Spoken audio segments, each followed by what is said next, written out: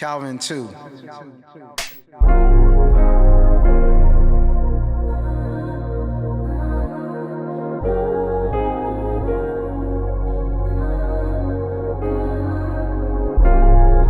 How tragic is it to feel as stagnant as a body on a bullet train?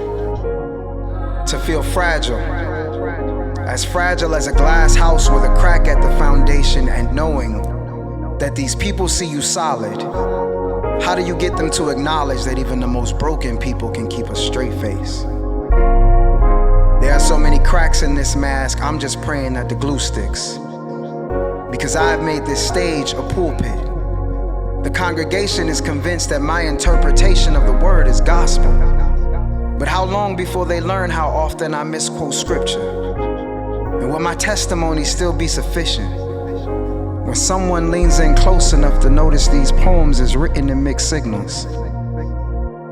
Will they notice how I don't show up for altar call no more? How I don't be at the open mic like I used to when I was comfortable sharing that service? When I was comfortable enough sharing my surface, I learned that what is surplus will always be enough to be liked by people who like to be liked by likable people. The type of people who will not afford me their friendship when the distance between us is far enough for the blade in my back to remain anonymous, cause I got a lot of shit that I don't talk about.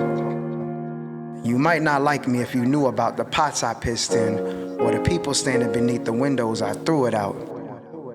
Some of it I have no words for. Most of it I wrote poems for, but those are sermons I wrote for a calling I choose not to answer because I'm too busy being busy to be bothered to be better than whatever this is I've become comfortable with. And I've learned on this stage that if you keep a compass between who you are and who you tell people you are, they will follow who you show them. I've even tried advertising myself as somewhat of an honest clock, and honestly, if I'm being honest with you, I tell you my timing is off.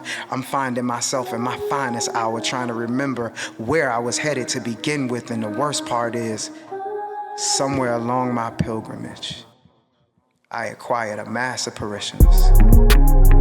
I opened my full mouth and inspired somebody. I'd have been quiet about it had I any inclination that they were listening. It's why we admire the people who keep to themselves and practice discretion as a second language, because you can make something beautiful if you apply the right amount of pressure, but if you overdo it, you end up with dust. Once a woman told me she made me, and I believed her. And how could I leave her with no idea how to rebuild myself? They say if you want to make a people believe themselves to be powerless, convince them that they had none to begin with. I later learned that the greatest thing about finding yourself is learning that you were never lost to begin with. One thing I know about life is no one makes it out alive. That's why I write, so I can document my time here, to remind myself that right now used to be ours. These moments are the flowers we give ourselves, and I may not remember that someday. Like the day I walked out of my house and forgot myself.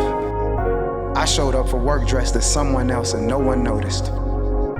They greeted me like we speak yesterday as a first language and a last resort.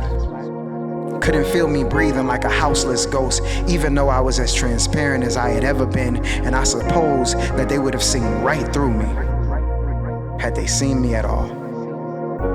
But we don't always know what to look for. And I don't want to find myself in a prison of my own undoing. The year I turned 33, I had a tan line on my finger and a ring I kept in the compartment of my car door. I had no idea what my daughter had for breakfast or what she thought of me. I was surrounded by friendship and I had never felt more lonely until I learned the word quarantine and found myself in a prison of my own undoing still. It was at that time that I wrote these words. Years from now, and several pandemics later, someone too young to know what the air tasted like today, inside, will ask me what I did with my time here, now.